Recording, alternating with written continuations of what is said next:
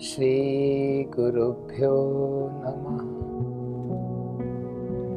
Welcome everyone again in today's conversation, and hoping that all of you are in good health, good condition. So let's start today's discussions. So in the previous conversation, as we discussed about Sri Rama taking a pledge, and he is just on the verge of killing Sugriva's elder brother, and how this entire journey goes on, we'll discuss about it today. So before going there, let me give you a closer look on where we are now.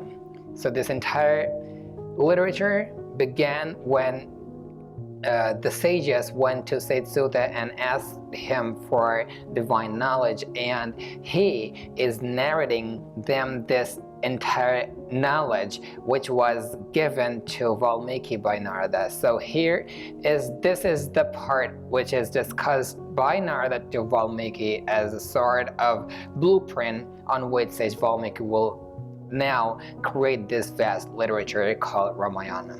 So here we are, and here in this part, Narada is discussing whatever he knows, whatever information, whatever knowledge he has about Sri Rama's life. So now here we have gotten through, and now he meets Sugriva through Hanumana, and now he has taken the pledge to kill his elder brother. So now we see that Sugriva has gone to fight Bali, and how is the fight between them? It is discussed in some of the verses, and it is said that then after both of them have friendships with each other, Sri Rama and Sugriva, and now Sri Rama has given him the word, has sworn in front of him that he would eradicate all of the sufferings that were inflicted on him by his elder brother. And with these words, he is now believing in the power and the strength of Sri Rama, and he now goes to the cave. His elder brother lived in a cave, okay? So wherever his kingdom was, there was a cave in that kingdom, and he lived in there, and he goes and just arrogates him by always by saying that he would fight with him. So his elder brother appreciates his words, and they both of them go in the field and start fighting. And here it is said that Sri Rama, in that fight, Sri Rama is far away from the fight, and he aims at his elder brother and kills him with one shot. So this is the entire thing that is written in here, okay? And we'd study the amplified version of what all the things that happened, all the things that took place during the fight. We studied that thing, we'd discuss that thing in a broader form when the literature is started in its own way that Valmiki has written. So to give you a little knowledge, it was like this. So first, Sugriva goes to his elder brother, they both start fighting, and Sri Rama from a faraway place starts aiming to kill his elder brother. But both of the brothers are so much equal to each other, they resemble each other so much that Sri Rama confuses that who is Sugriva and who is Bali. So he refuses to point anyone because he cannot recognize who is who. So in that first fight, his elder brother, Sugriva's elder brother, just beats him half to death, and Sugriva flies away from there. And after he meets Sri Rama, he starts berating him that you took pledge, you swore in front of me that you'll kill him, and now I'm here being beaten, hardly and roughly beaten by my elder brother, and you did nothing to help me. So was this your pledge? So then Sri Rama discusses his own difficulties that he wasn't able to recognize who is who in the fight. And next he sends Sugriva with a garland offering him a garland, and then in the next fight, he kills his elder brother. So here we move, and this is how Sri Rama solves the problem of Sugriva. And after the first problem is solved, now it is on Sugriva to keep his promise, to maintain his words, what he said to Sri Rama, that he'd help him searching for Sita. Okay, so after he kills his elder brother, he gives the entire kingdom, he offers the entire kingdom to Sugriva. Like in the previous times, it occurred this way, that anyone who kills the king of a kingdom would get entire kingdom, would be made the king of the entire kingdom. So since Sri Rama has killed Bali by law, he's the king of the kingdom now, but he offers the entire kingdom to his Bali's younger brother, Sugriva. So after this entire thing is off, has worked out, has played out well, so now it's the time of Sugriva to keep his promise. So from here, we should understand that we should always work on our problems one by one, because as we move in life, lots of problems occur in front of us. We are always surrounded, we are always cladded and cloaked by lots and lots of problems around us. But we should work on them one by one. As here we see Sri Rama gives an example. At first he clears and he solves the problem of his friend, and next he is coming to his problems to solving the next problem. So this is the way, this is how we could solve our problems too. It's a sign of great people to solve their problems one by one, because at once, simultaneously, we cannot solve all the problems, because there are so many problems around us, and if we solve them one by one, layer by layer, they get easily done, easily they shade away, they fade away. So every person should defeat his problem one by one too, taking an example, understanding the life of Sri Rama as it is said here. So our entire life, as we see, our entire life is nothing but the product of whatever we are doing and we did in our lives. So this entire entity, expression that we have today, that we have gained today, is the result of whatever we did. Each and every work that we do every day creates a layer, okay? If it's a good work, it creates a good layer. If it's a bad work, it creates a bad layer. So one bad work, one bad layer. Two bad works, two bad layers. And this is how this number goes on and on, and numerous numbers of layers have gathered around us. So to eradicate them, to just get away from those layers, we should strive to solve them one by one. And this is how we could do it, okay? So if we do it this way every day, and if we are completely striving, if you're completely working hard to do it this way, one day we could cut through many sorts of layers of badness, okay? So if every day we are vigilant enough, we are working hard enough to work on ourselves, and if we are really working on ourselves, then we could easily cut through all the layers one by one. And this is the example that we are seeing here today. And one more thing, when we live our lives this way, when we pass our lives this way, remaining completely active towards ourselves, towards whatever we do, then the God who is watching on us all the time starts helping us, because He is also examining us, that whether are we completely attentive?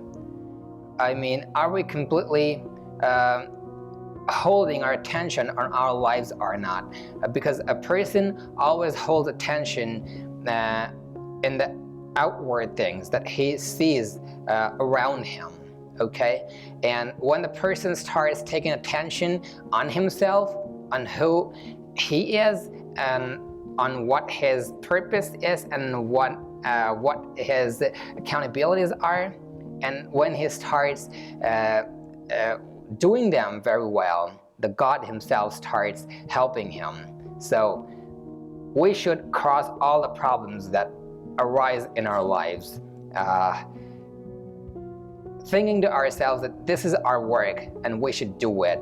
And when God watches on us, when God he's knowing everything, okay? So when he understands that this person is working completely on himself, he is so much reliable, then he immediately comes to help us in all the way possible. So as I was discussing that, we should always, we should never lose hope on God, okay? We hope for help for many people around us, and in this number, we always move away from God, who is always helping us from all sides. He has given us this good body, this good nature to live in, and the entity who has given us so many things. How could he not eradicate, how could he not wipe away anything odd that ever arises in our lives? So you start believing in that entity, because everything works with belief, everything works with trust. Like if you are living in family, the family works when there is trust among members of the family. When we're living in a community, the society works when there is trust and belief among the people who live in those areas, who live in that area. So everything is just the play. All the people in this world are playing on the basis, are leading their lives on the basis of trust, on the basis of belief. The whole world is running on this system. So now here comes the point that when we are believing in people, when we are understanding people, and when we are holding our emotions and good feelings for people, why should we not? Why can we not hold our beliefs, our emotions, our good feelings towards God, who is looking at us all the times, who has given us this good body, this good nature, this good environment, this good things to eat, good life to live, okay? So he's the giver of everything that we want and that we have. And these mere worldly people cannot fulfill all of our requirements. They could fulfill whatever we want to their limits. There is limited number of things, resources that they have, but God has, there is no end in the resources, in godly resources. So we should always take care of this feeling, of this thought, that we never get disenchanted, we never get disillusioned from God. We never do so. That is harming yourself, okay? So no one wants to hurt himself, okay? And when we say that no one wants to hurt himself, people take it physically. No one wants to hurt himself physically. Yes, everyone understands this. But do we ever care that we should also not harm ourselves mentally? We should also not harm ourselves mentally, emotionally, spiritually, okay? So if we are taking care of ourselves in this way, then we easily cut through all the layers of badness that are around us. So it takes strength, it requires power, and worldly people cannot give you that power, that immunity to do that work.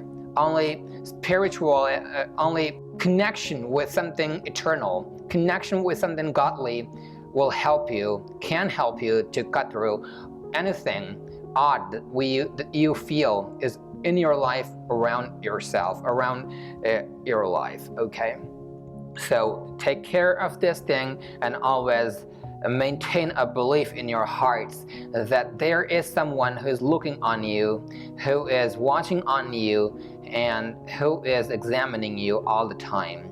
And it's your purpose, it's your work to pass that exam, okay?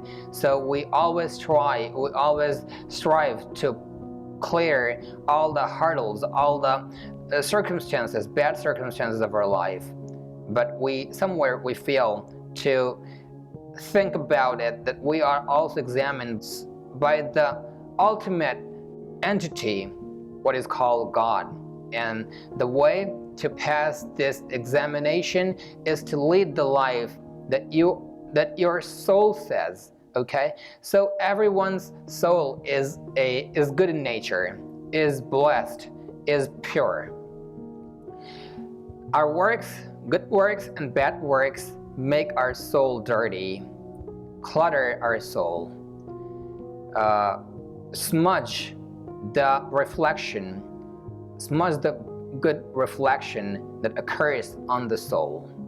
So if we are doing our good works, our works in a real good manner, connecting with God, connecting ourselves with God, then we would always do such works that always uplift ourselves, that always uplift us, and always lead us to good paths, good conditions in life. And here we see the thing arises here. So after Sugriva is made the king of his kingdom, next is his turn to help Sri Rama. So first Sri Rama helps his friend, and now it's Sugriva's time to help him.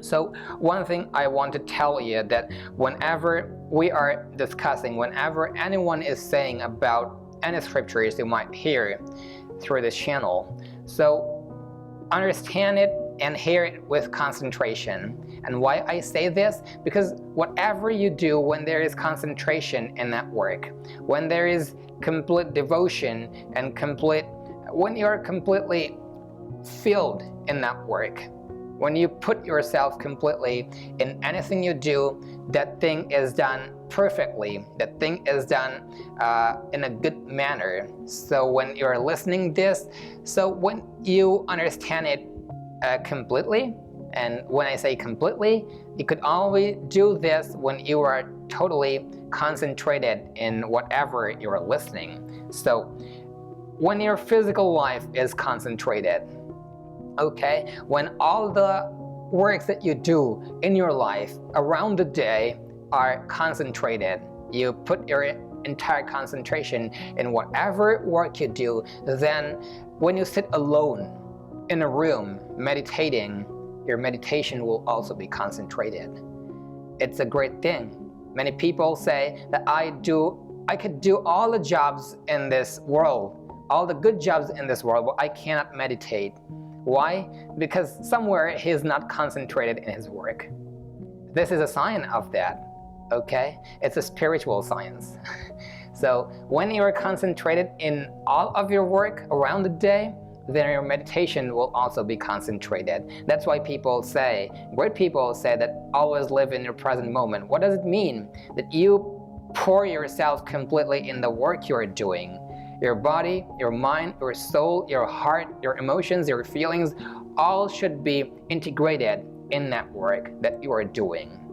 Sometimes we do our works physically, but our body, our mind is somewhere else, our heart is somewhere else, our feelings are somewhere else, and our thoughts are somewhere else. So don't do that. Pour yourself, hurl yourself completely in the work that you're doing from all of your existence, whether it be physical, whether it be mental, whether it be emotional or spiritual.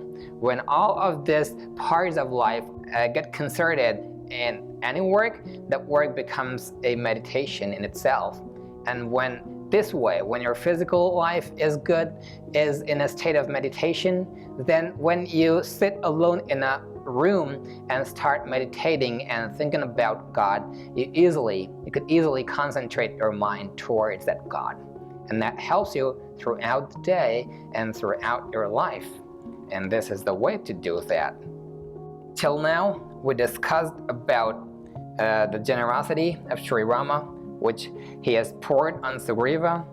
So it's actually the sign of generous people, it's the quality of great people, is the greatness of them that they give preferences to others' problems first. So Sri Rama could have said that, look, I mean, your brother has inflicted so much suffering, so much pain on you, but my sufferings are also not less. I even don't know where Sita is, in which condition she is, okay? So you should help me first. He never said this. He instantaneously, he moved forward to help his friend. So it's the greatness of good people, great people, generous people, spiritual people, that they always give preferences to others' problems. Doesn't matter how much little it is, they always think of others before thinking of themselves. Okay? That doesn't mean that you become contemptuous towards yourself, towards caring for yourself, care for yourself, care for your physical body, your mentality, your emotional state, your spirituality. Take care of them, and taking care of them always move forward to serve others. That is how you could lead this life happily. The whole world is moving in the way to make its own life happy, but the real great person is the person who is working for others, who thinks for others, and who really wants to do something for others. That is a person which is exemplified here by this character. Here in this scripture, Sri Rama is that character who always takes care of the others first and tries to solve any problem that appears in their life. So today, as we see, domestic violences are on the rise in the society. So only one thing, this one thing could solve all the matters that happen in our lives, in people's lives every day, the violences that appear in people's lives every day. When we start sacrificing our little happiness for the happiness of some other person, for our family members, for our children, for our father, for our mother, whoever they are. So this one little thing, this one little thought could change the entire cycle of this domestic violence that is rampant today in society. So here, Sri Rama is presenting that thing, that feeling through his life by helping his friend, and now Sri Rama is presenting that thing by his life, by his good life, by his character, and this is what we discussed today. And what happens in the next verses, we would study and discuss on them in the next conversation. And as we learned today, that we should always strive to be good people, and whatever work we do, we should remain concentrated in that. That is a type of meditation.